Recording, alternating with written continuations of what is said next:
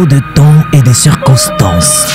La radio qui parle. Depuis près de 10 ans, de méchants, j'ai dit bien méchants internautes lui attribuent le titre très moqueur de la femme la plus laide au monde. Et qui chante. Ça fait radio. Ça fait éducation. L'éducation, c'est la formation d'un homme. Un homme est éduqué quand il est bien formé. L'éducation englobe tout. Na classe na lingami kotanga pe kokoma. Koyeba kokoma ezali bien pour komaka na mikano zala na écriture bien. Koyeba kokoma ezali bien et puis ça kamaeli. Et ce RTEDIC.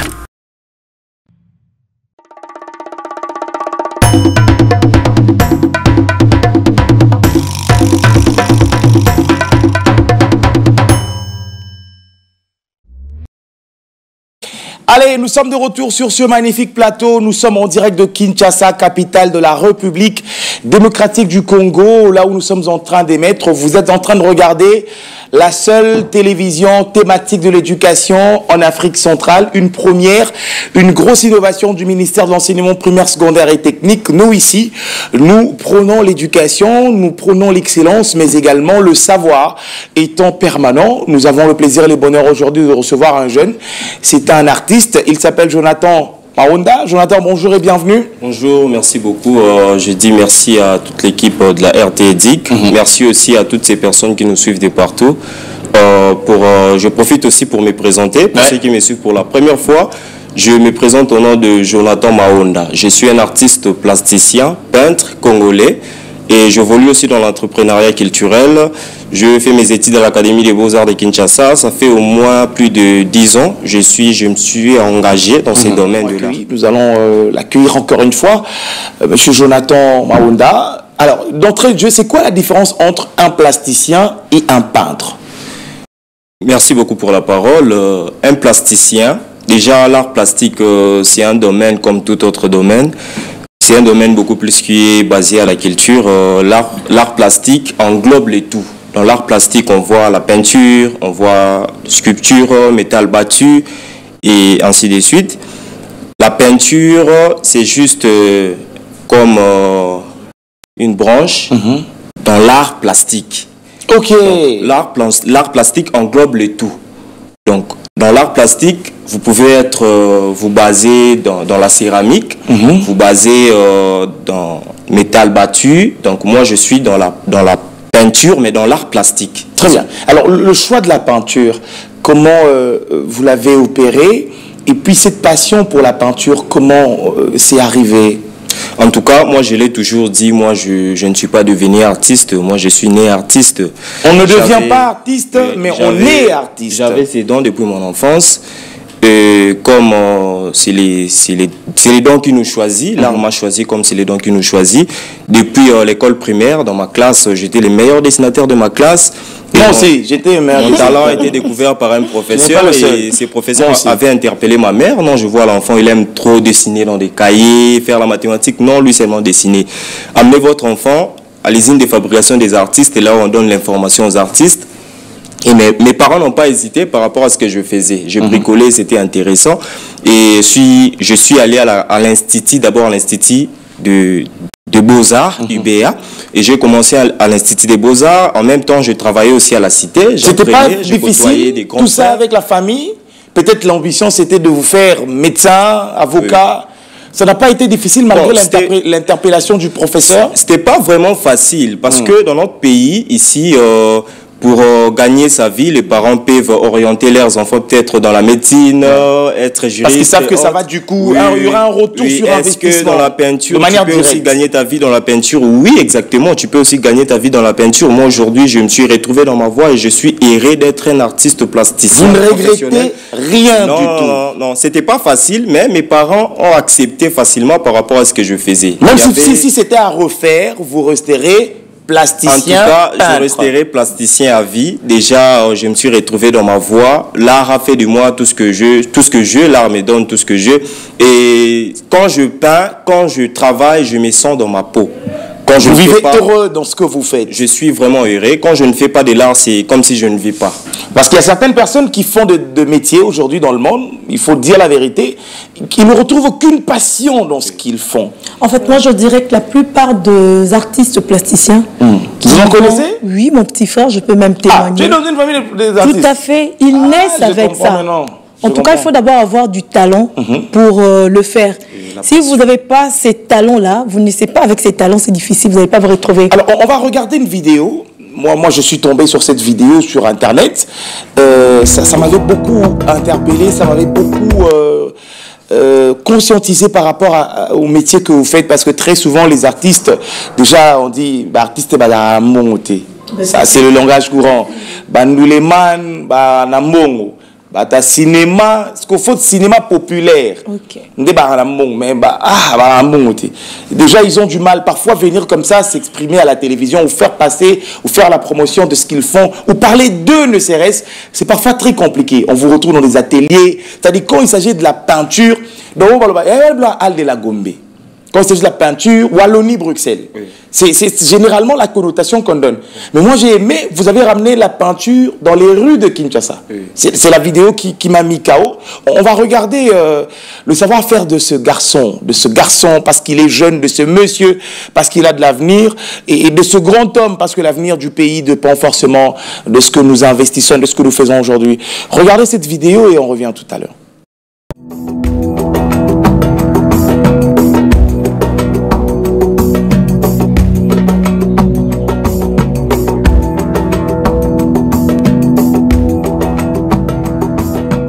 Meilleure éducation visant au développement équilibré et harmonieux des énergies mentales, physiques et intellectuelles des enfants laisse l'histoire nous renseigner que la puissance de leur personnalité reste jusqu'à nos jours sans égal. Maonda Jonathan cherche à capter l'énergie tumultueuse et désordonnée des enfants pour en faire une puissance constructive. Dans un des quartiers les plus peuplés de Kinshasa, où l'on observe avec fascination les quotidiens des enfants, en les regardant, tous ces enfants dits de la rue, dont leur énergie n'avait pas été canalisée. Jonathan Maonda s'inspire de l'art plastique et exprime ses émotions en réalisant des œuvres qui parlent à leur place, sachant très bien que l'éducation est la clé de toute liberté. L'orientation des enfants vers une action constructive et positive, les rendements d'une imagination trop active de ce que l'enfant n'arrive plus à faire.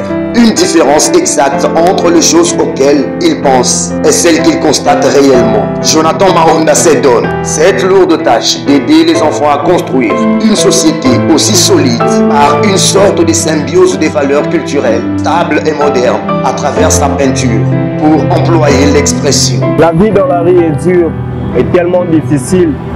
En observant la vie de tous ces enfants de la rue, je me pose plusieurs questions. Que font-ils dans la rue? Quel avenir leur est-il réservé? C'est ce qui m'a poussé à réaliser cette œuvre, Victime innocent. L'enfant se retrouve victime liée aux séparations ou la mort des parents.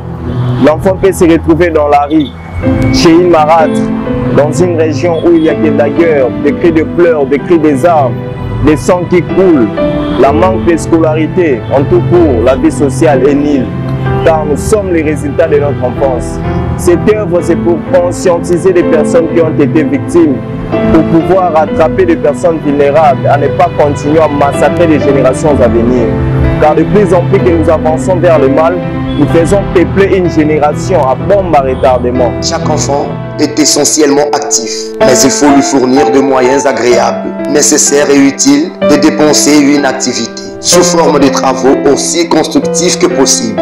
L'énergie des enfants est semblable à celle des chutes des barrages hydroélectriques, car ils sont forts, intrépides. Abandonnés à eux-mêmes, leur énergie dispersée peut les conduire à leur propre destruction et du même coup à la destruction même du système social et culturel que leurs aînés ont bâti avec patience et persévérance. On doit tous les aider, car les enfants d'aujourd'hui sont les papas et les mamans de demain. Un stylo, un livre et changer le monde. Avant de lutter contre tout le mal, essayons de déceler quelles en sont les causes. Maonda Jonathan croit au principe de tout bon médecin. Comment canaliser l'avenir meilleur pour des générations.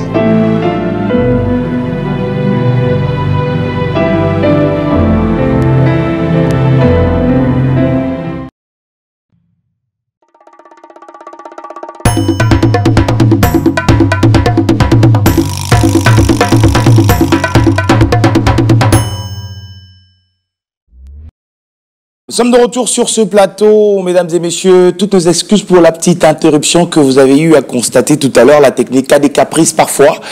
Et le plus important, c'est l'assiduité avec laquelle la grande équipe technique de cette émission se met au travail pour pouvoir vous apporter toujours les meilleurs. On part de l'art pour pouvoir sortir le côté humanitaire. Ça, c'est un génie. Ça, c'est de la création. Ça, c'est au-delà même de l'imaginaire. D'où est partie cette idée de pouvoir utiliser les œuvres d'art pour aider et passer un message en faveur des enfants de la rue? Comment on les appelle? L'art me permet de s'exprimer. Alors, il y a d'autres qui s'expriment à travers les chants. Il y a d'autres qui s'expriment à travers l'écriture. Donc, moi, je m'exprime à travers la peinture. Mes créations, ce que je fais. D'abord, mathématiques, je suis basé dans la jeunesse. Je travaille aussi sur l'éducation, sur les enfants de la rue. Pourquoi? Ça fait partie aussi de mon histoire. Moi, j'ai vraiment connu beaucoup de difficultés. Je n'ai pas vraiment étudié dans de bonnes conditions, de ne pas avoir de personnes sur qui compter. Des fois, je l'ai dit, des fois, je faisais les pieds de quitter Gombe pour l'UPEN. Wow. Alors, ce n'était pas vraiment facile pour moi. Alors, je me disais... En tout cas, si un jour je serai utile dans la société, si je serai vraiment capable, je vais aussi apporter mon soutien auprès des autres. Alors, à travers ma peinture, à travers mes œuvres, je lance un message pour éduquer, pour conscientiser, motiver aussi ces jeunes-là, motiver aussi des enfants, parce qu'il y a aussi des enfants de la rue qui sont abandonnés, mais il y a aussi des causes. L'enfant se retrouve victime, comme je viens de le dire dans la vidéo. L'enfant se retrouve victime par rapport aussi à la société, la vie actuelle, la séparation de parents, la mort d'un des parents. Actuellement, même à l'Est et à Goma, il y a plusieurs problèmes. Ce qui pose problème, la guerre et autres, l'enfant se retrouve victime. Alors, je lance un message pour éduquer, conscientiser, motiver aussi ces jeunes-là pour les orienter. Alors, c'est tout un projet. Comment ça se fait? Est-ce qu'il y a une organisation derrière? Est-ce qu'il y a des gens qui sont derrière pour vous accompagner dans cela? Toute l'organisation autour de ce projet. En dehors d'être artiste plasticien peintre, je suis aussi coordonnateur, je suis président d'une organisation socioculturelle, PLF, Pension à l'ère future, où je suis initiateur. Alors, j'ai conçu ce projet, comme je viens de vous expliquer par rapport aussi à mon parcours. Alors, nous encadrons de jeunes, encadrement de jeunes pour leur auto-prise en charge, mais aussi la promotion du talent naturel de l'enfant dans la société, même ces enfants qui n'ont pas la possibilité, alors nous allons vers ces enfants-là, organiser des ateliers avec ces enfants pour les orienter dans différents domaines. Quand nous donnons formation, vous verrez qu'il y a un enfant. Tous ces enfants de la rue-là ne sont pas seulement des sorciers. Ces enfants-là, ils ont des capacités. Si on peut orienter ces enfants-là, ils sont peut-être de ministres de demain, de cadres de demain, alors on doit aider tous ces jeunes-là, tous ces enfants. Alors, je dédie aussi cette vidéo par rapport à la situation qui s'aggrave à l'est de la RDC. Les enfants sont en ligne de mire. Les familles, les enfants sont exposés. Nos sœurs, nos mamans, nos frères, nos petits frères sont en danger. Alors, je lance vraiment ces messages aussi. Alors, c'est un devoir de tout Congolais que nous sommes artistes, journalistes, éducateurs de la masse, enseignants, professeurs, commerçants. Alors, aimons ce pays, les Congos. Nous devons, nous tous, se réunir, ne pas seulement attendre les autres, parce qu'il y a plusieurs organisations, l'ONU, les Nations Unies, mais jusque-là, ils n'ont pas encore trouvé la solution. Alors, nous-mêmes, qui s'occupent des enfants aussi. Nous-mêmes, les autorités, nous devons prendre les choses en main et de décider aussi. S'il faut aller vers l'adversaire, on doit le faire. On n'a pas de choix. Alors, nous sommes là.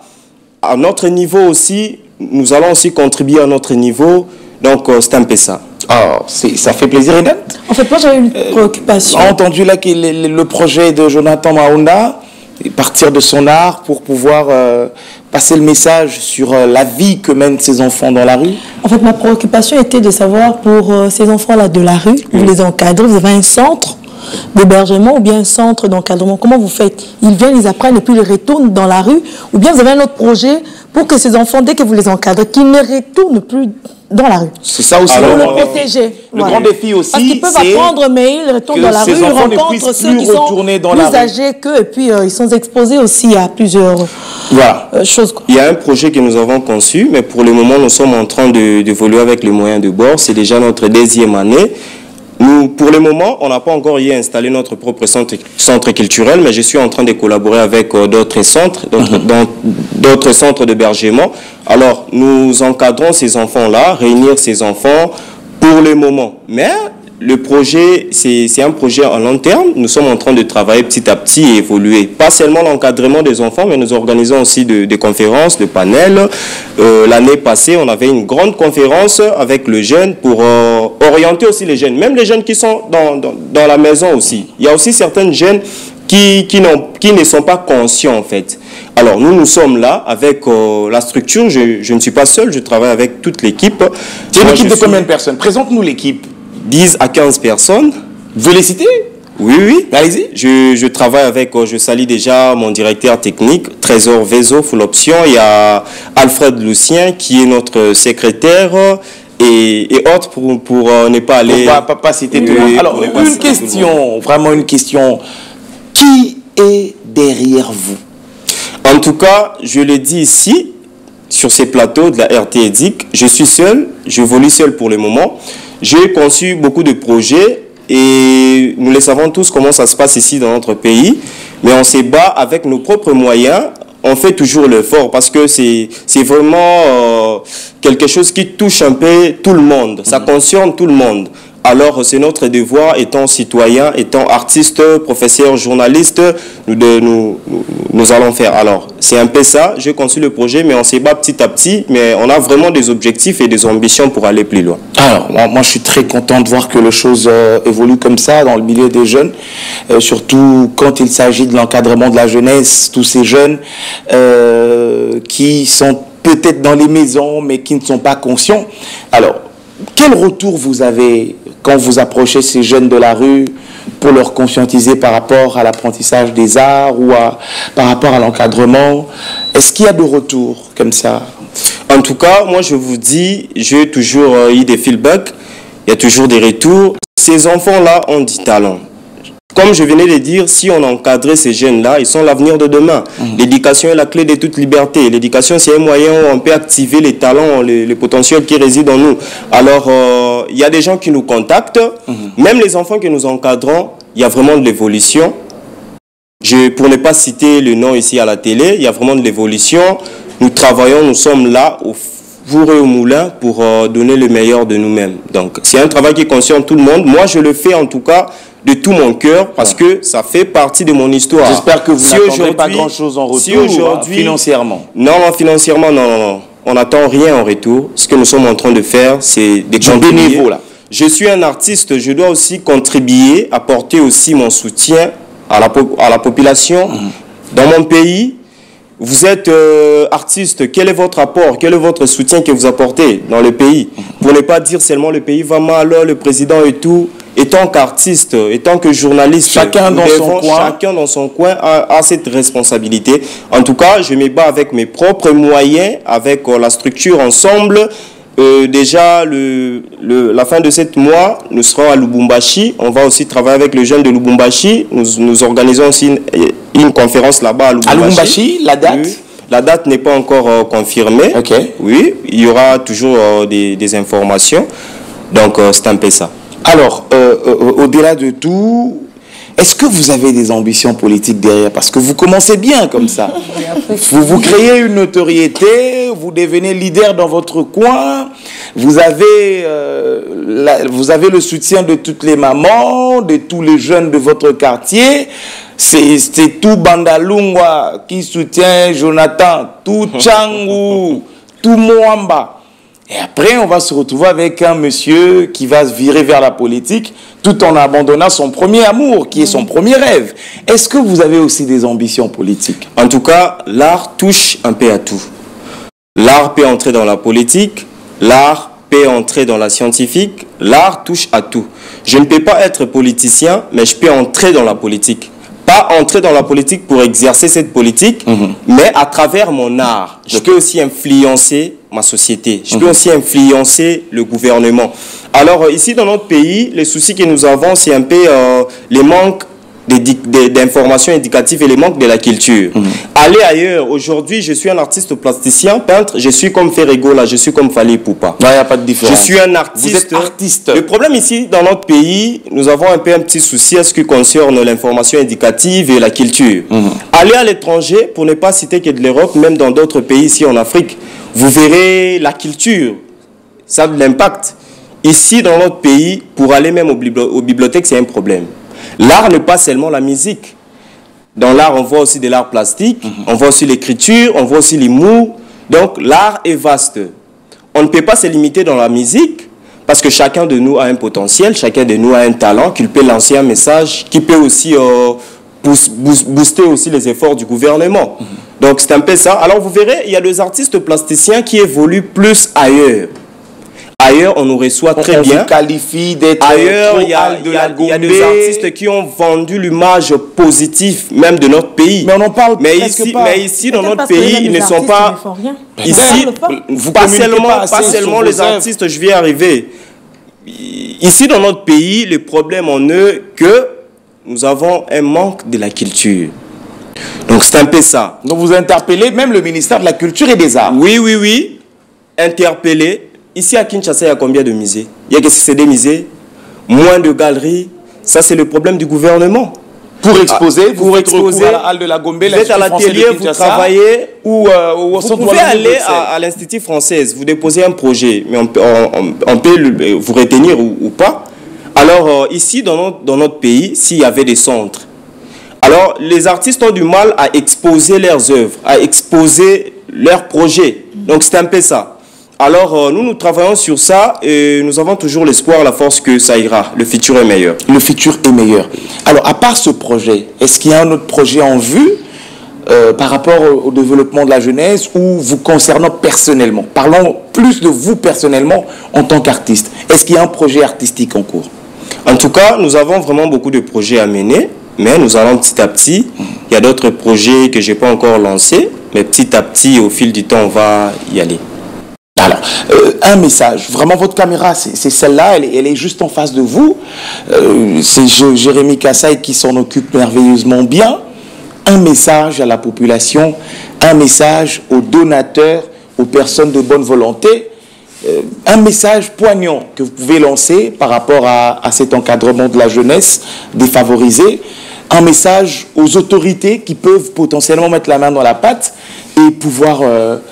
faire avancer ce que vous faites. Vraiment, vous êtes libre de vous exprimer. Merci beaucoup. J'aimerais lancer l'appel au gouvernement, lancer l'appel à ma société, lancer l'appel à nos religions. Premièrement, de vraiment prendre conscience de la culture, de vraiment prendre conscience de l'art africain, de l'art congolais, d'encadrer, de former. C'est ça notre mission, c'est ça notre objectif. Alors, de donner un peu aux artistes cette possibilité de communiquer à travers le monde. Et je lance aussi le message aux parents de vraiment prendre bien soin de leurs enfants. Vous savez, l'éducation est la base. L'éducation est l'avenir de demain. Les jeunes que nous sommes aujourd'hui, nous sommes l'avenir de demain. Si aujourd'hui nous sommes instruits, demain nous allons transmettre de bons résultats à la société. Mais aujourd'hui, si les jeunes ne sont pas instruits, aujourd'hui il y a des phénomènes Koulouna, il y a beaucoup de choses qui se passent dans notre société. Alors ce manque d'instruction, manque de l'éducation.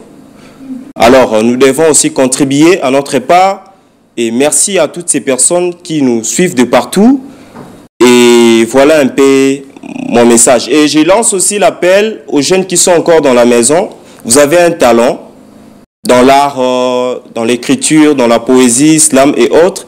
N'hésitez pas à nous contacter. Je vais donner les coordonnées. Oui, allez-y, passez les coordonnées. Oui, je donne les coordonnées. Vous pouvez nous contacter par ces numéros de la coordination. Plus 243 81 07 22 361. Plus 243 81 07 22 361.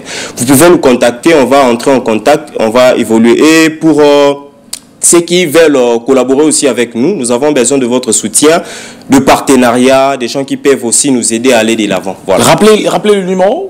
Le numéro, c'est plus 243 81 07 22 361. Merci beaucoup. 243 81 07 22 361. C'est le même numéro de la coordination. Très bien. Ou soit, si vous n'avez pas réussi à noter le numéro qui est affiché au bas de l'écran, c'est à travers ce numéro-là que vous pouvez également passer par nous pour pouvoir joindre Jonathan Maunda. Merci d'être venu. En tout cas, c'était un plaisir. Moi, j'ai découvert, et moi, je me disais que ça suffisait de dessiner et exposer, mais quand on utilise l'art pour pouvoir faire porter une voix, c'est toujours meilleur, c'est toujours important. Merci beaucoup. Merci à toute l'équipe de la RTDIC, le plaisir est partagé. Alors, vous saluez quelques personnes qui vous ont suivi à la maison? Je salue toute ma famille et toutes ces personnes qui me connaissent, la famille d'Umputu, toutes ces personnes qui me connaissent, je vous salue. Allez, merci beaucoup Splendide Moubouani, merci à toi, merci beaucoup Redat Massounda, c'était un plaisir, on vient de clôturer la semaine avec bien sûr beaucoup de joie. Merci à toute l'équipe qui Peggy Kanika était à la production, compagnie d'Ornella Kalala, au Fourreau Moulin, encore une fois aujourd'hui. Merci également à Michino Tudiema, Christian Mamba à la réalisation, Witcheski Badissa, Papi Kabea, Moulang, Martin Boumembi, Benny Mateta était également là. Qui on a oublié ici? France Bimangou, bonne guérison à toi. Caleb Mukendi, bonne guérison aussi à toi. Nous espérons en tout cas te retrouver très vite, en bonne santé, en bonne forme surtout. Mais également, on va faire un coucou à Gel Kambaji qui a été avec nous aussi, Astrid Mbouyi. C'en est fini pour cette semaine. Profitez bien du week-end, évitez les excès. Évitez de manger trop sucré, trop salé, trop gras. 5 fruits et légumes tous les jours. Plus vous prenez de l'âge, réduisez votre consommation d'alcool. Réduisez votre consommation du tabac. Réduisez aussi votre activité sexuelle. Prenez beaucoup d'eau. C'est très très important. On se retrouve lundi. Messieurs et dames, merci pour la confiance. Bye bye.